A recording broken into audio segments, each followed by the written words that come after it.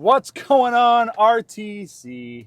Bro, we wedding hard today. We did. We've been at Evan and Ryan Smith's wedding and wedding reception since, I don't know, what we got here? Probably like 12:45. We got here but early and on then accident. we, so I think it's left. Yep, take a left. We ended up running to go get some coffee from a coffee shop called Aroma. Which, I mean, come on. How... That is the definition of RTC. Absolutely. We're on the road. We're early. Let's get coffee because that's what we came do. back. They had a beautiful ceremony. I still have some. Look at you. Oh, I bet it's warm. Nope, not too bad because the ice. All right. But it was a beautiful outdoor wedding and gorgeous. A wonderful, oh my goodness, wonderful reception. Dude, I don't know. I want to know if Ryan or if Evan picked the spot because it was at the 4-H fairgrounds. Yeah, there's like a little chapel and then like Gorgeous a field. chapel, Yeah, gosh. And then the field was like right outside or whatever, the lawn or whatever it is. Yep. Right next to the 4-H fairgrounds. Out on the quad. On the quad. The quad. Anyways, it was a great wedding. So, but we're on our way back home now. So Beth will be home in about an hour. Sure. Well, about 5 weeks ago. Hour and 15 minutes. Hour and 13 minutes. Hour and 13 minutes. Not too bad of a drive. Not too bad. So, anyways, Evan and Ryan, congratulations. I know this episode is dropping a lot later. You guys probably have already been married for a few months now, but we love you guys and are praying for the best for you guys in your new embarkment of marriage. You know, the cool thing that we've been able to do on the podcast, bro, is we've seen people come to the faith. Yep. We've seen tons of people get baptized and then start new ministries in their church or plug into ministries. And we've seen people get married, like people like celebrate, like, hey, I just got married, but we haven't been to a wedding. Or of somebody what is that on the is that a cow? Yo, there's a loose cow. Dude, a cow got out. Wow, this is the definition of How did that Indiana. cow get out? Wow. Dude, there's like a whole pasture, and that cow is just chilling on the side of the road. Oh, only on RTC. Wow, only on RTC in the middle of central Indiana do you see a cow just chilling on the side of the road. But yeah. How often? But we talked about this in previous episodes where, you know, marriage is a divine, I would call it divine grace. Sure. But, you know, it's something, it's a gift that God gave humanity. Yeah. You know, so to see two people actually... baby deer, my goodness. So to see two people actually pledge their lives together and have it all centered on Jesus. I mean, Evan, bro. Oh, bro, that was a great speech. Yeah, it wasn't even a speech. It was just him sharing his heart. I love my now wife, and I love Jesus, and I want you guys to come to heaven with me. Yeah, we're going to heaven. We want you to be there with us. I'm like, yep, that's it. We'll be there with you, homie.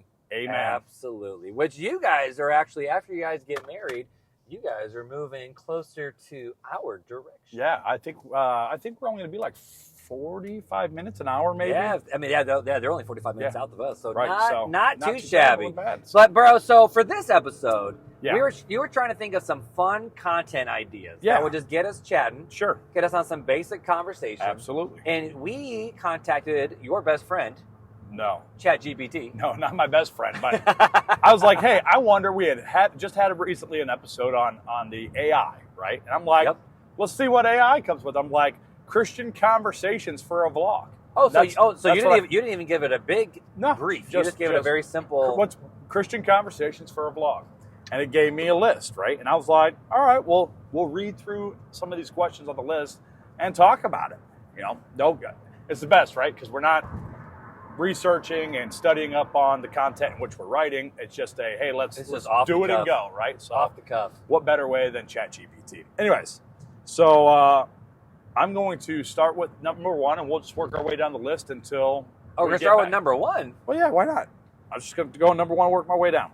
Oh, boy. All right, so some of them might be long answers, some might be short answers. We might skip some. I don't know. That sounds good to me. All right, so here we go.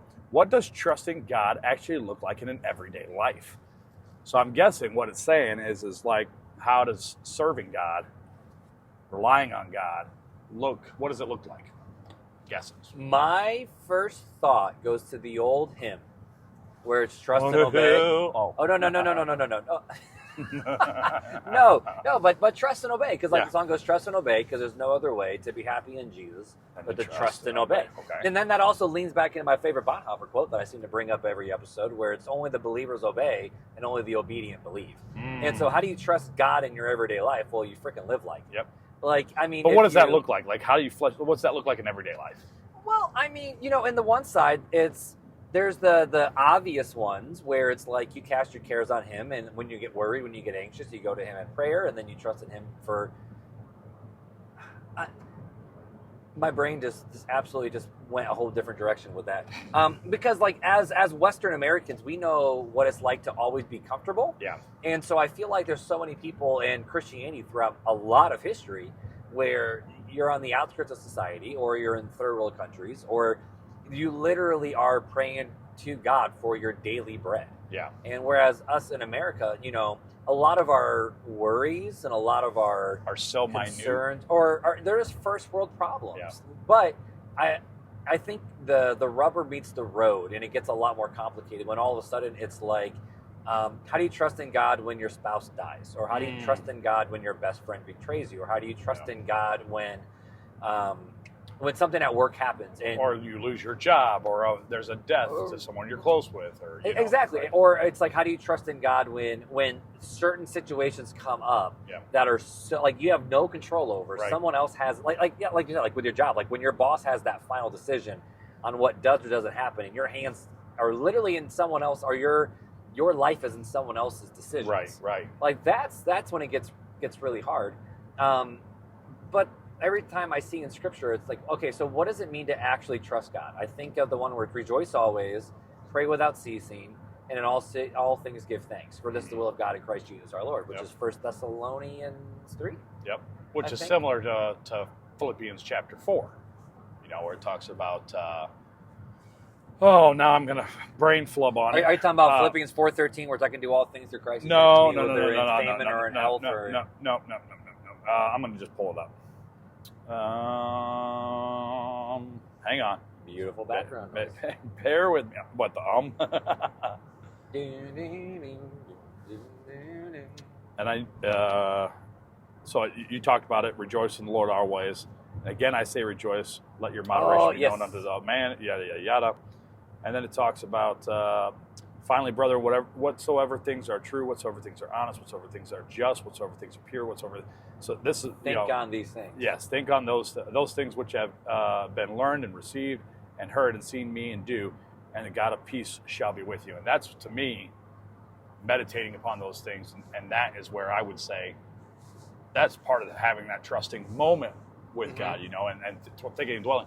Very similar to what you were talking about in trusting and obeying, is to dwell on these things as much as possible, because these are the things that God has given to us. Yeah, there's the, what was that quote from, I think, George Mueller, where it's, work or do as if everything depends on you, but pray as if everything depends on God. Right, absolutely. And so when it comes to trusting God, we still have to live our everyday lives. And sometimes I feel like we overcomplicate it, to be completely honest with you. Yeah. Like, it's like, you're trying to make very simple decisions, and yes, you want to honor God in all your decisions, but I feel like, and maybe, but do we actually even consider God in all of our decisions?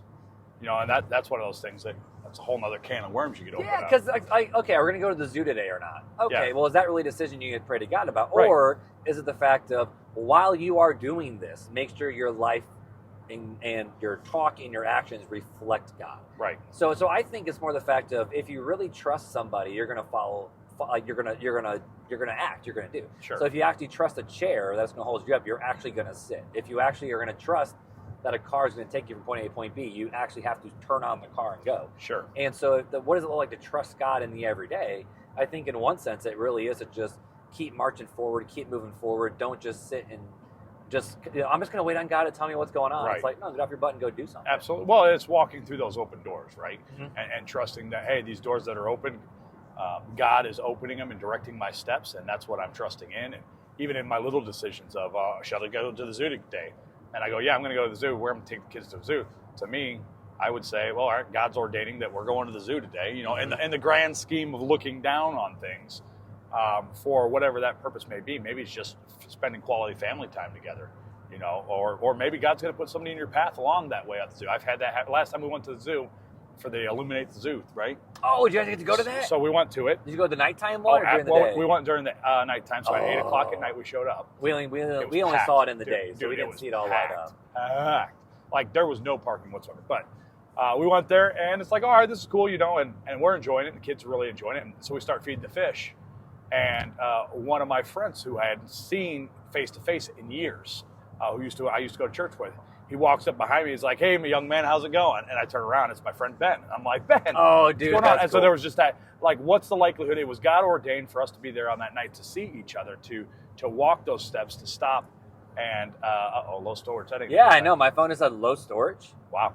We might need to have you download the app and flip phones. So yeah, we might have to do that. But so it's just one of those God ordained things during that moment that we still had that time together as a family, but God ordained me to see one of my friends that I hadn't seen in a long time as well.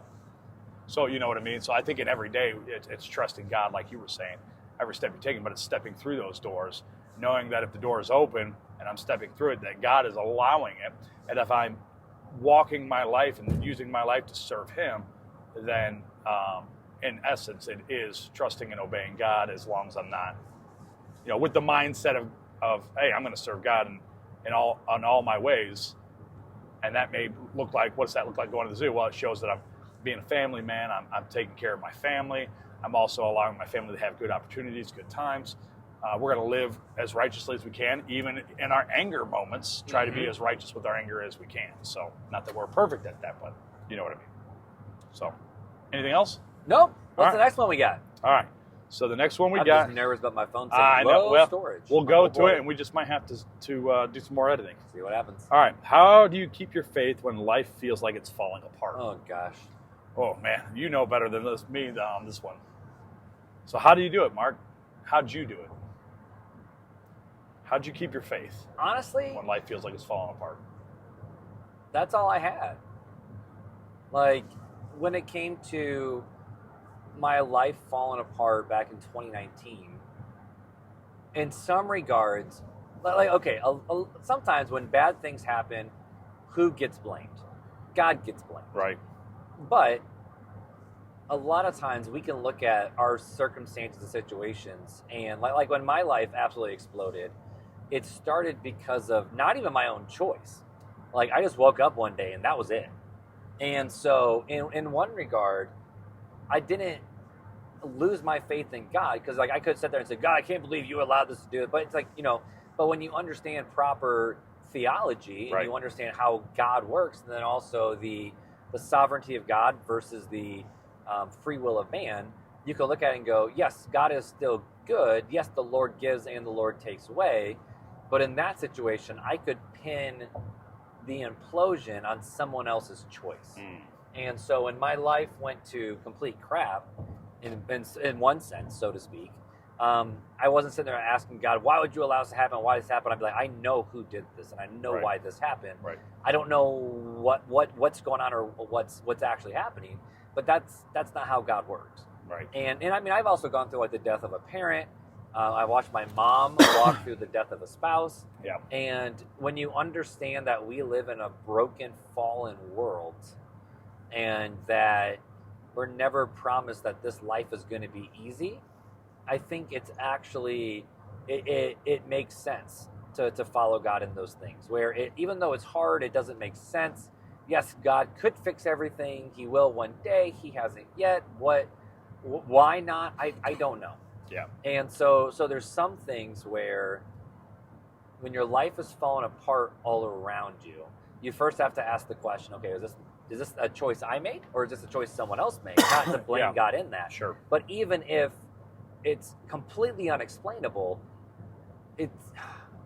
I don't want to say it's just as simple as just trust God, bro, but in one sense it is. Like, the pain and the issues that we are feeling does not change the fact that Jesus rose again from the dead. Well, yeah. You know what I mean? Absolutely. And I think in a practical standpoint, I mean, I remember when you were going through what you were going through, right? The divorce and the affair and everything like that is surrounding yourself with people that help hold you up and encourage you in your faith during those times, and not just trying to walk that alone.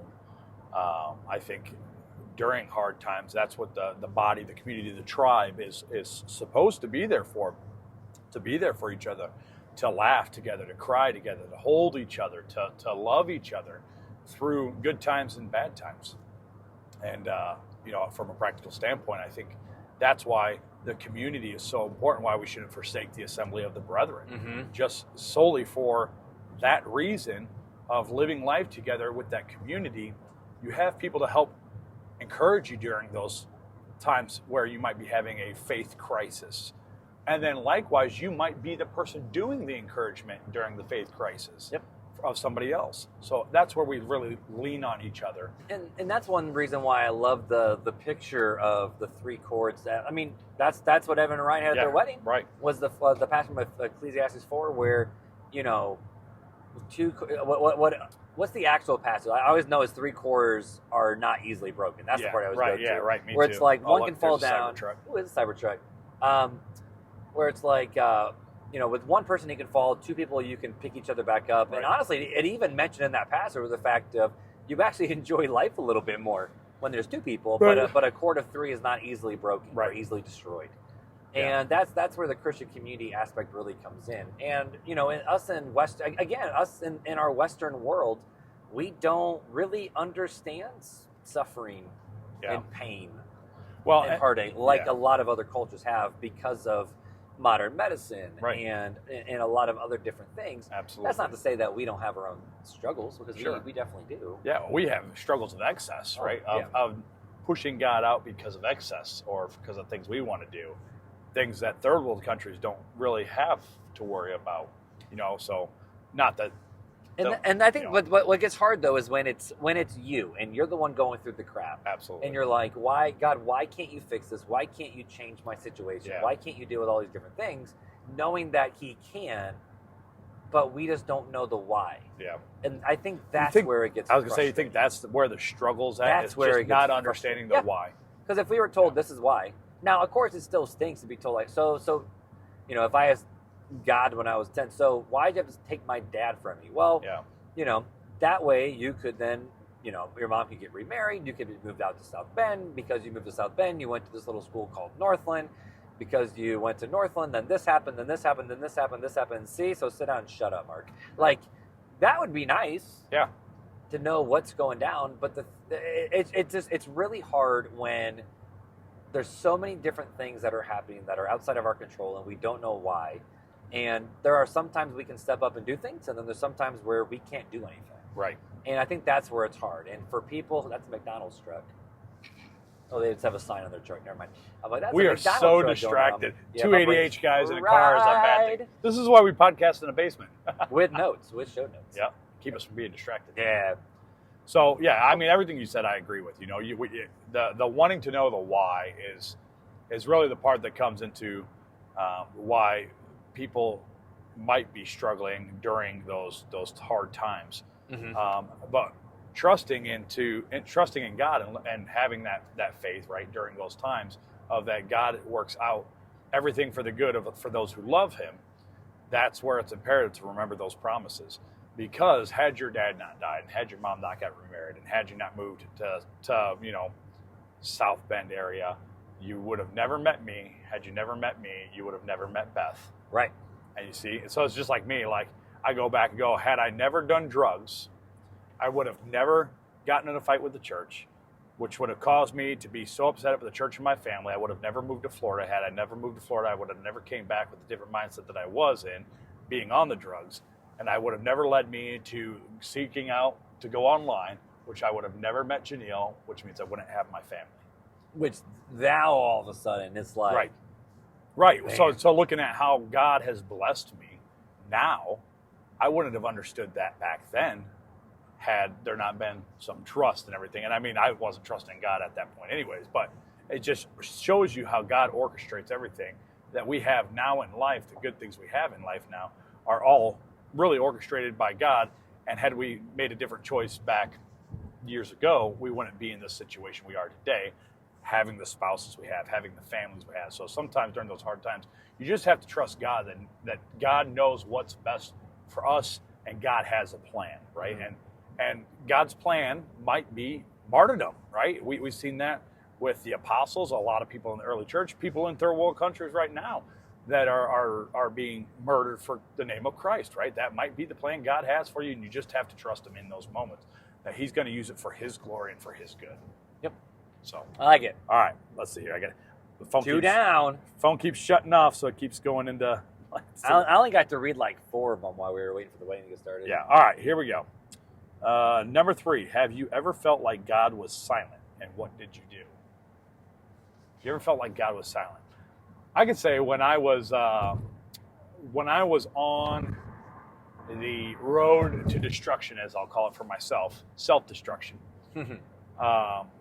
That was one of the things that was, I really felt God had gone silent on me. And back then I based my faith upon whether I felt God or I didn't feel God, which is a terrible idea to do because there might be times where, and seasons where you don't feel as close to God, but it's like a marriage, right? There's times that I'm not head over heels romantically, oh my goodness, I can't wait to see Janelle. There's times where we're arguing and it's like, yeah, we're arguing, so it's not all lovey-dovey, right? Right, yep. But it doesn't mean I don't love my wife or that I'm not remaining faithful to my wife or that my wife loves me and faithful to me.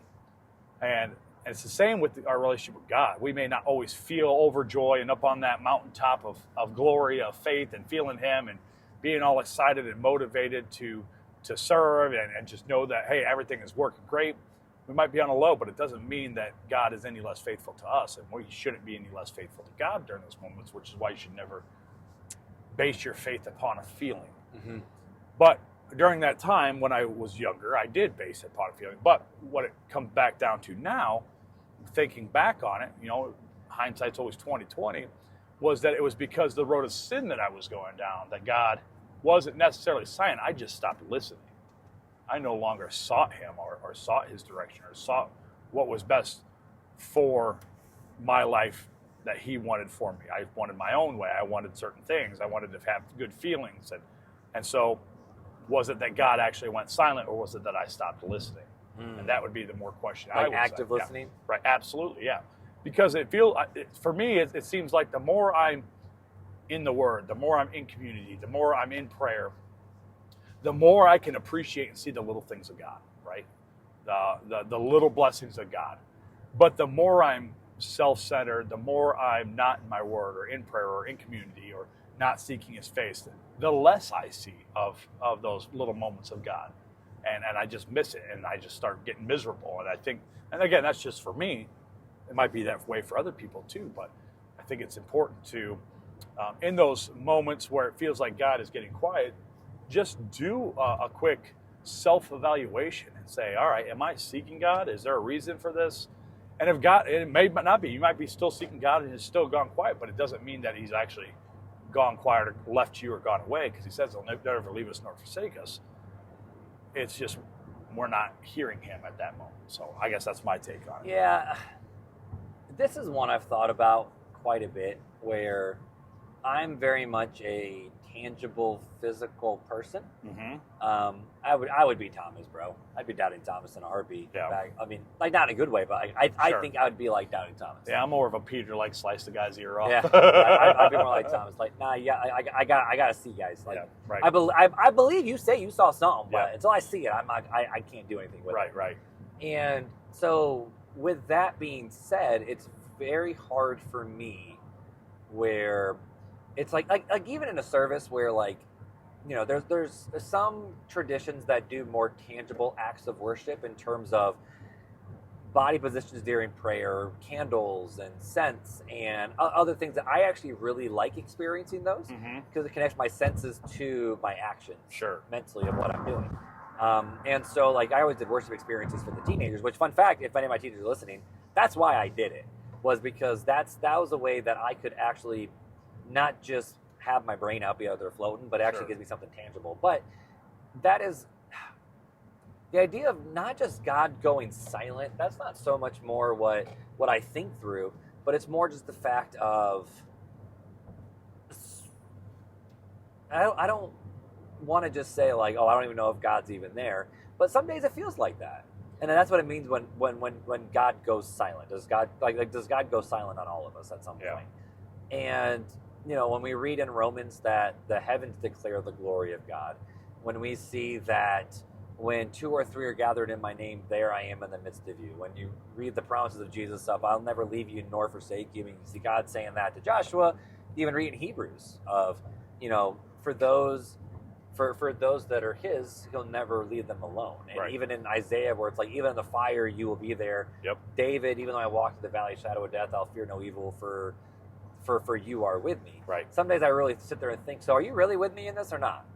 And a lot of times I get to those thoughts when I'm either not in the right mental headspace, of more so just life is hard and it's exhausting, and do I really want to do this? And like, not like suicidal, do I really want to do this? But more of like life is hard. Like, life with 8 kids is hard. Absolutely. Running a business is hard. Absolutely. Blended families are hard. Blended family is hard. And just because something is hard doesn't make it wrong, doesn't make it bad. It's just hard.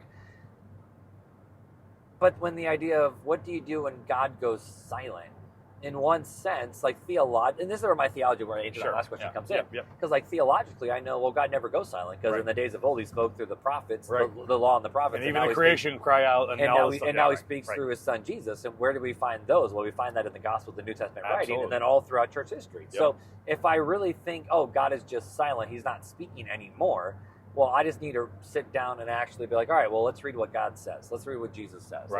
Let's remember his promises. Exactly. And so, and know that one day Jesus will actually return. And so, Jesus is coming soon. I don't know how your introvert's still going. My extrovert is tapped out. Yeah. I don't know. And I know I'm not really answering. I'm kind of just spinning the wheels on it. But what do I do when God goes silent? Factually, the best way to do the best thing to do is look back on all the promises of God and see where he showed up in your life throughout all time. Absolutely. Down to like that journey both you and I just went on mentally with, if this didn't happen, all these other things wouldn't happen. We can see God working through those situations. Yeah. Our first conversation we ever had on the podcast. Right. Yeah. Does my past affect my future? Yep. And then you go even farther back throughout all the church history, and then all throughout Israelites history.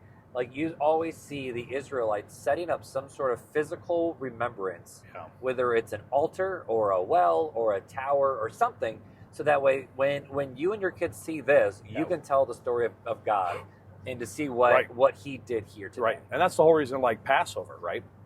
Passover is all surrounding what God did for the Israelites, right? From the what he did in Egypt to everything. Like that's the whole Passover meal that the Jews celebrate, is all looking back for what God has done, and they're looking forward to the Messiah coming. Now, the Christian Seder is a little different, but it's the same concept. We look back at what God did for the Israelites, and we look back what God did on the cross, and we look forward to our Savior coming for a second time in the very end. Yep. So, all right. Question 4 out of 15. Burning through these. Here's a good one. Take your time. Oh, brother. When have you had to forgive someone who didn't deserve it? Oh, gosh. Yeah. If you listen to this podcast for any length of time, you already know where my brain is going. Yeah. I've done really well with forgiving one person, not so great with another. Yeah. Let's just put it that way. Yeah. Let's put it that way. Other than that, though, like with my ex, I haven't. I at least I don't feel like my family and people have ever been personally attacked to the point where I feel like I couldn't forgive. I will say the one area of sin that I deal with is, oh, dude, that semi flipped over. That's like totally upside down. That's total. Wow. It's like supposed to be like a billboard, but it's upside down. Yeah, it's been a billboard for years. Wow. We keep talking about stuff people can't see what the heck right. Well, there's a semi that's flipped up upside down. It's just a trailer, not the front part. Right. Gosh, what was I saying? But one of my downfalls is I have what I call the grace button. Yeah. Where I generally have absolutely no problem forgiving people, and like it's good, it's okay, it's fine. Like, yes, a relationship might be severed a little bit. Sure. But it's more of just like, that hurt. Like, I mean, I might not be able to trust you in certain areas for a little bit, but I'm sure we'll get back on track. Sure. But then I've always said, like, but then I have a grace button where once that gets hit, I'm like, yeah, we're done. Yeah. Like, basically, you're dead to me. Like a fuse. Like, once you reach the end of the fuse, like, that's you're done. it. Yeah. Like, that's it. And I've only had a few people actually press that button where it's like, yeah, you're dead to me. Yeah. And I know that is not the Christian response. That's Sure. not the way Christianity is supposed to be. But that is one fault that I do have. And so I've had a couple people come after my family really, really, really hard. And I can still be kind, and I can still be gracious, and still be respectful and kind when I interact, or if I happen to see them. But now, like, since that happened, that was like, I don't know, 12 years ago or something like that. It was when I was pastoring. Yeah. Like, since then, like, the lady's marriage has imploded because it's her fault. Her kids are completely estranged from her. Yeah. And I'm like, okay, so maybe it wasn't just me. Maybe that really is, like, some people just do be crazy. Yeah, right. But that's a difference, I think, between forgiving somebody and then having boundaries set up because of that. Because you can still forgive somebody, absolutely, and still have boundaries. And we've talked about that, right? We've talked about toxic people. Yep. So with the episode on dealing with toxic people. But there's very few people that I don't think I've ever been able to say, no, I can't forgive them. Like, I'm trying to make sure I'm not explicit in my words. So I want to make sure I'm respectful in how I say absolutely. this. But the point that is hard for me with forgiving certain people is the fact of, you didn't just alter the course of my life, you altered the course of my children's life. Mm-hmm. That's when it gets hard, right? Because you can affect me, you can hurt me, you can annoy me, you can bother me, but don't you dare come for my wife and my kids. Mm-hmm. And when you alter all of those realities, and now you're not just playing with my life, you're playing with generations' lives now. Sure. Now, so how do you sync that? Because you talk about that, and I completely understand the feeling. How do you reconcile that with, like, what God says, and in the way you judge, you shall be judged, and the way you forgive, you shall be forgiven. And if you can't forgive your brother, then why would you expect God to forgive you? How do you reconcile that with those types of feelings? Well, one, I don't think it's my brother. Well, yeah, not sure that's the right response. But you know what it means by that. Like, we're supposed to forgive like God has forgiven us, right? And so how do we reconcile that? I don't know. Because I totally get what you're saying. There's some people that it's like, no, you know what I mean? Without getting into crazy specifics, I choose my words very carefully around my kids. Yeah. In terms of how I talk about their parents, right, and how I talk about or even their bio parents, like with my adoptive parents. Right. So I try to be very respectful in that, because just because that's my narrative doesn't mean it's their narrative. Yeah. And so in one regard, I do feel like that is showing a sign of maturity. Sure. And forgiveness on some level of, I'm not going to hold you accountable for payback anymore. Because that's kind of what forgiveness is I no longer am calling you to pay back your debt. Sure. And I'm no longer calling back. Yeah, and I'm not. Yeah, I'm not talking about bringing them back into the fold and being all lovey-dovey. No. I'm just talking about forgiveness as far as what we are concerned. Not wanting the payback, but there's still something internally with the heart. You know what I mean? Like, because I can say, well, yeah, that person stole my car, and I'm not going to make them pay it back, but I still hate their guts. And is that forgiveness or is it not? That's where I'm struggling with, you know what I mean? Yeah, and it's not a struggle, it's a real life situation. And again, with my past, I have no problem moving past all the things with one of the people. Yeah. Not the other. Only because of the what's the word I'm looking for? Only because of the work that I had to do to even try to make that a relationship in the first place. Sure. And the amount of effort and work that I put in just to get burnt.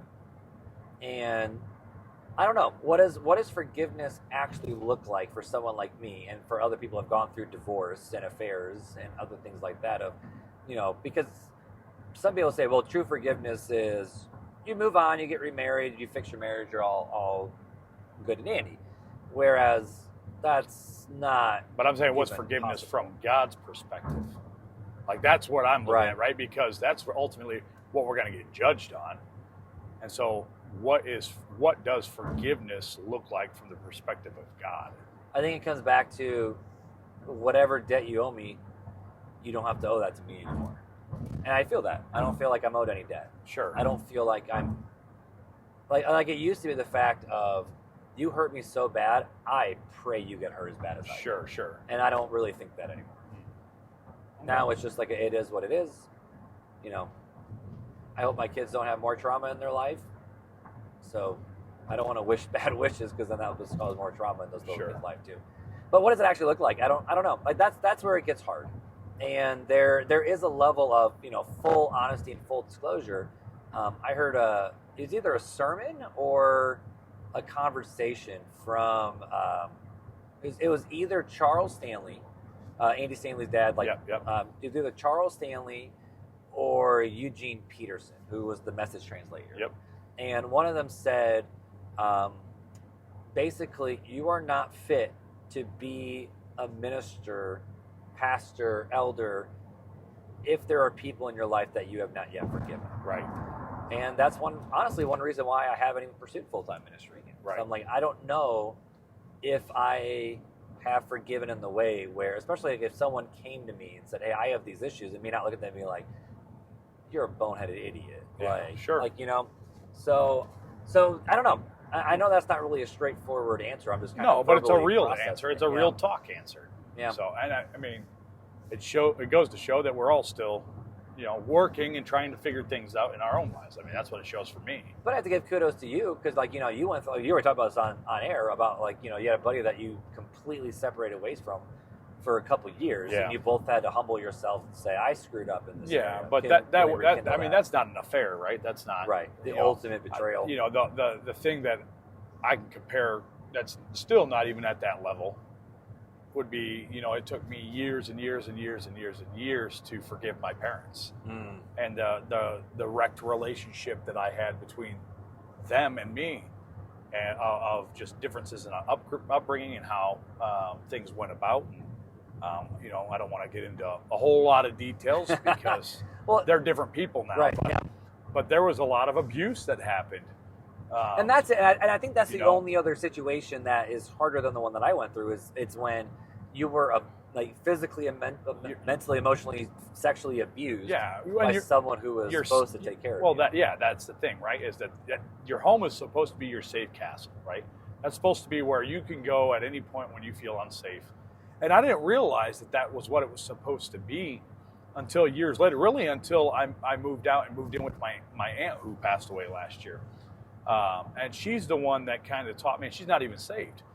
She was a non-saved person, her and my uncle. And they taught me, no, you're supposed to feel safe in your home. Like, you're supposed to be uplifted and built up in your home, you know, taught good ways, loved. And that wasn't what I felt growing up. That's not, you know, mine was, if you say the wrong word, you're going to get whooped, and you better not cry very long, because if I whoop you and you start crying, I'm going to whoop you again for crying.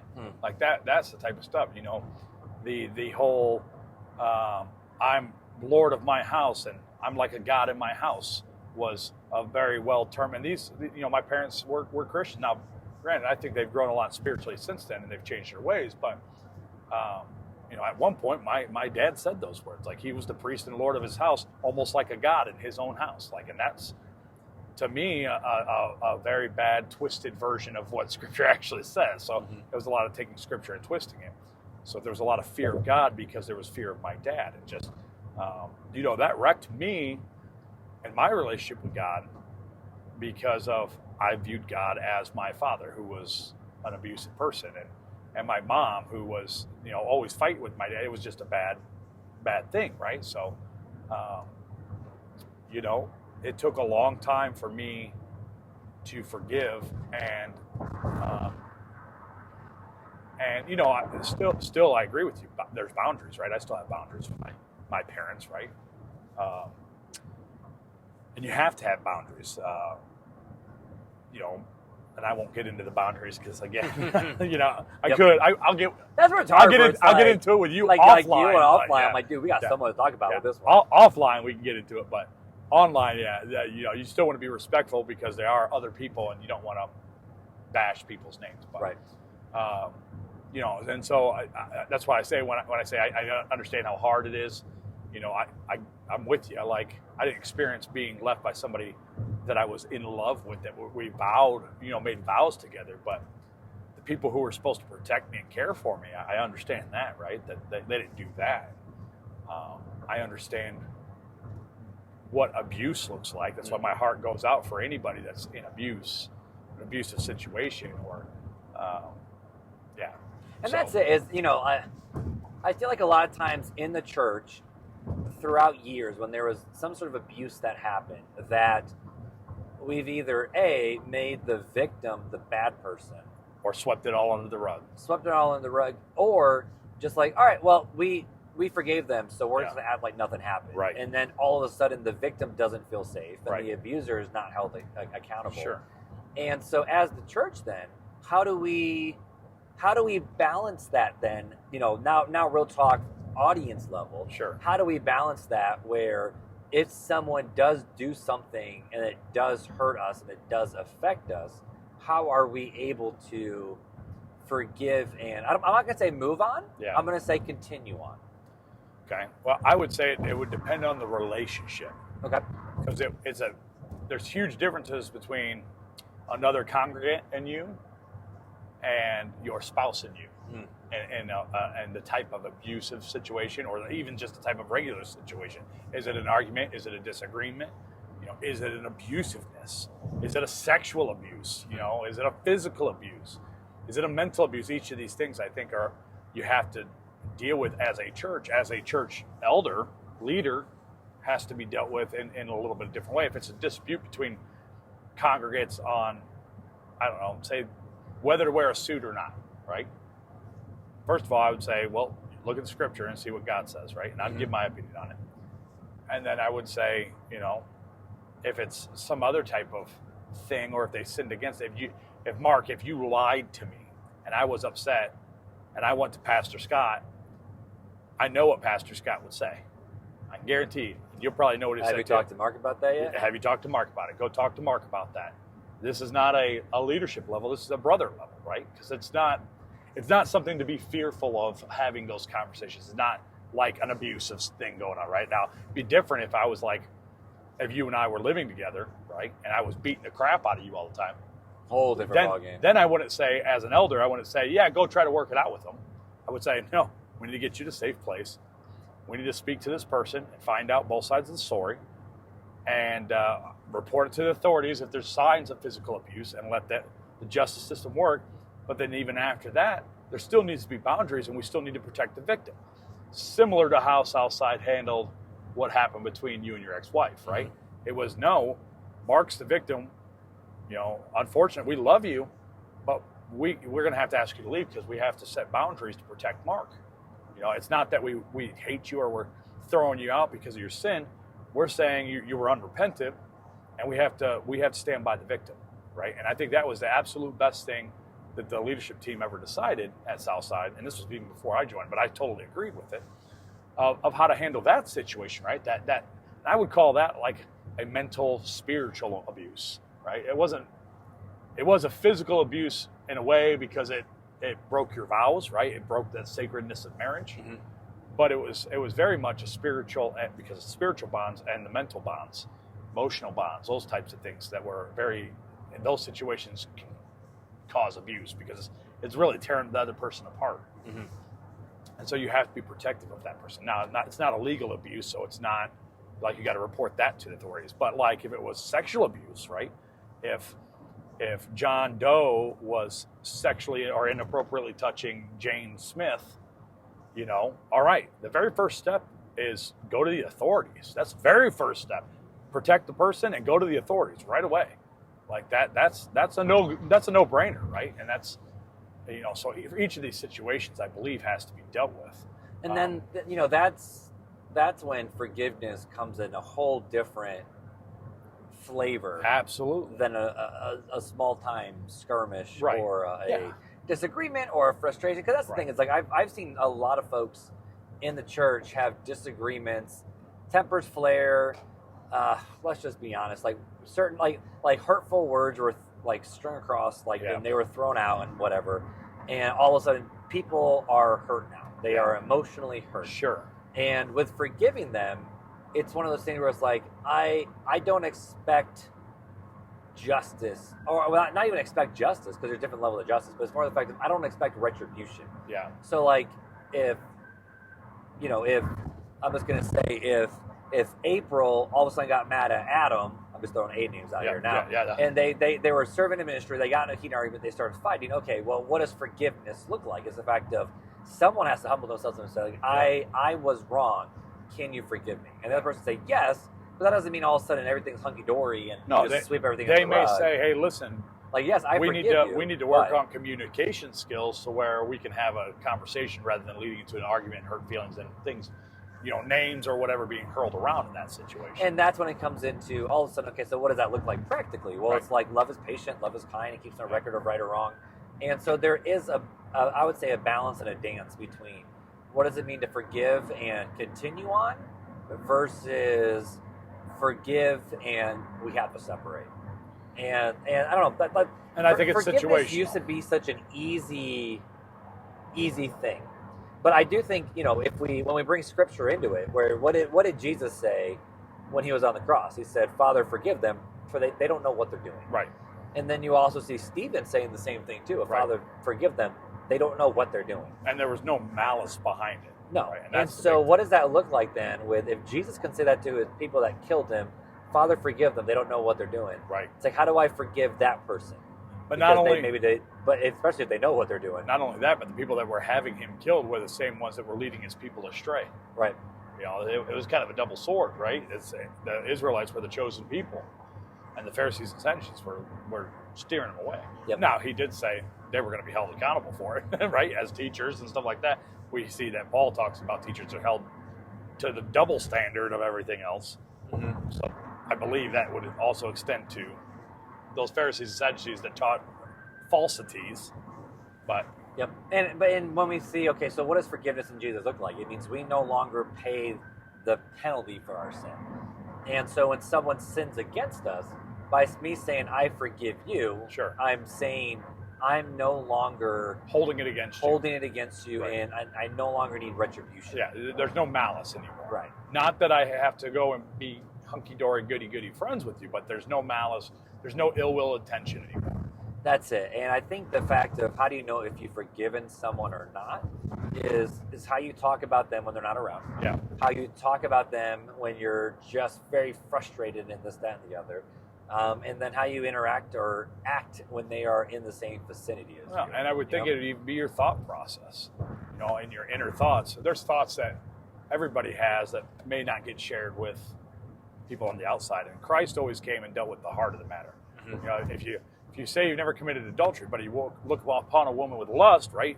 You're not going to know if I'm looking on a woman with lust. So who's going to know? Just me, right? Mm-hmm. I may say, no, I've never looked on a person. You've never seen my eyes. And my eyes always stay affixed on non-women or whatever the heck it is. But it doesn't mean it's still not happening, that you don't know about it could still be a sin. So I think it's an honesty moment, right? You got to have an honesty moment with yourself. And the only person who's really going to affect is you, right? You have to honestly say, have I forgiven this person or not? And then you honestly have to answer to yourself. You don't have to answer to anybody else. You don't have to answer, like in your situation, you don't have to answer to me, because you know your inner thoughts. God knows your inner thoughts. And they may be full of forgiveness, or they may not be. And it may be stuff that Beth doesn't know. I mean, it may be stuff that your mom doesn't know, or your kids. And that's the thing where when we talk about forgiveness, it's not for the other people. It's really for you. It's, have you done this? And have you really let things go? And I know that's a bad coined term, but have you forgiven to the point where you don't hold account anymore of it? And have you forgiven them enough to where there's no malice towards that person, and you're just like, well, yep, they sinned against me, but you know what? I've got to forgive them even though this injustice was done to me. Yep, and some of that's giving it back to God and Absolutely. saying, not my will be done, but your will, and vengeance. But God even says, vengeance is mine, saith the Lord, which might mean that he does take out retribution. Absolutely. Or it might mean that nothing happens. And I think we just need to be okay no matter what happens with it. And it's okay if you feel like you can't forgive. I think that's the point where you go, God, I got to give it to you. I'm still angry and I can't get through this. And you're going to have to help me get through this. Mm-hmm. I'm doing my best, but you're going to have to help me. You're going to have to help me. Give me the heart. Give me the heart. And just that could be the continual prayer for a person. If they can't get over something, then you might have to give it to God. You might have to cast your burdens upon him because he cares for you. It might be one of those burdens that you need to cast upon him. So, anyways. Any other thought? I have other time, dude. We've been over 50 minutes. I know. On this I think one. It's time to land the plane. Oh gosh. Well, I hope you have a fun fact to end this episode.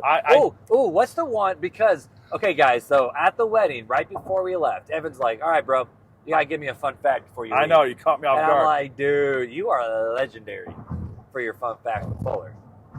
I'm gonna pull it up so I can read it. Side note, guys, this is probably the last one for this car trip because we're about 15, 20 minutes from home. Hopefully you guys have enjoyed the car conversations where they're not scripted, they're not teaching, they're just I gave it to him wrong. Honest. Oh, you lied to Evan? I gave it to him wrong. He is an organ donator. We'll refresh that in a second. But hopefully, let us know, guys, in the Facebook group, if you guys like these conversations where they're more just Marc and Fuller going for a ride. Because, dude, we could do that. We could jump in a car on a Friday night and then go get some Sonic and just record this way. So let me know. This is fun. Yeah, let us know if you guys like this style of conversation or you're more like, nah, do the normal content. This is just fun. And we also have 2 days we're going to Revive Fest, which is an hour and something minutes. That's 2 episodes there and back for 2 straight days. That's like 8 episodes. So I'm going to be able to kick out 8 episodes.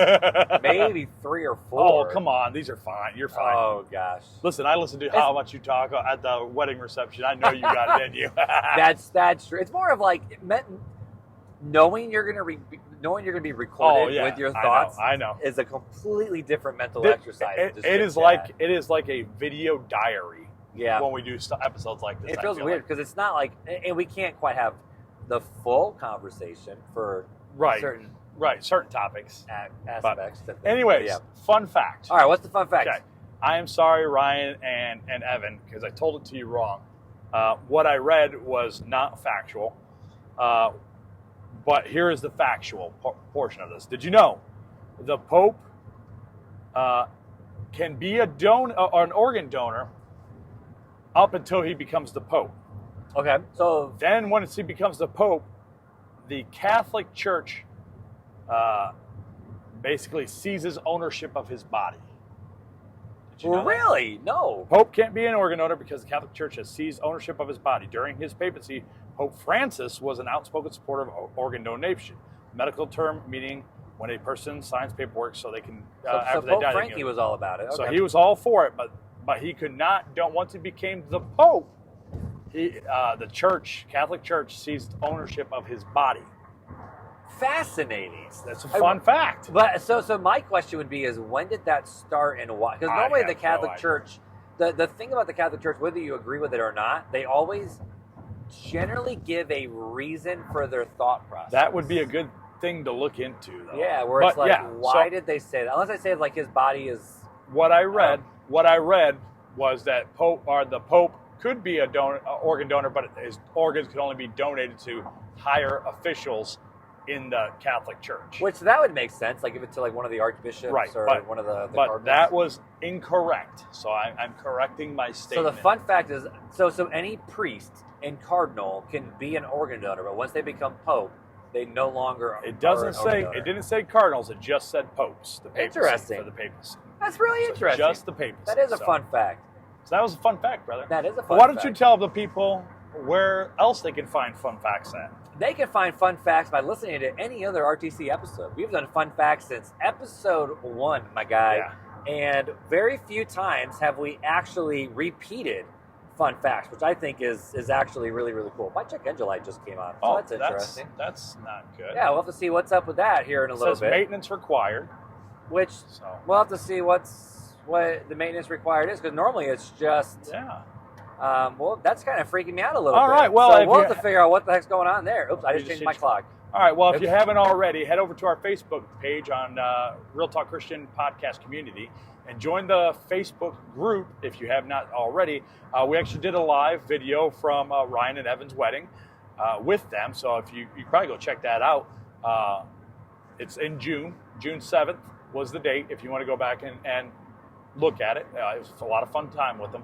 But also, if you haven't checked our YouTube page out yet, head over to YouTube, hit that subscribe button and that bell notification so when we're on, you're notified. And hopefully you are watching this. If you are watching this on YouTube and you're seeing this new camera angle, this is not normal. This is not normal. We got passed by a bus. A whole bunch of kids and in you know what? it. It's 60 miles an hour. You're going 70, and they are. And 65 speed limit through here. Is it? No, I just saw a sign. I saw a sign not too long ago that said 60. Ah. Oh, it is 65. There we go. So, anyways, head over there, and or if you've already seen us, yes. If you've already seen us, I can go back to where I was at. If you've already seen us before, and you've seen this new angle, great. If you have not seen us before in our normal studio, check out a few more of our videos. Absolutely. You got anything else for these people? Nope, that's it, guys. I'm a little nervous about this whole maintenance required check engine light. Is it an oil change? Maybe it's an oil change. Normally it doesn't pop on the dash, so we'll have to figure out what's going on there. So hopefully we get back home okay. So until next time, though, we'll see if we make it home or not. But until next time, take it easy.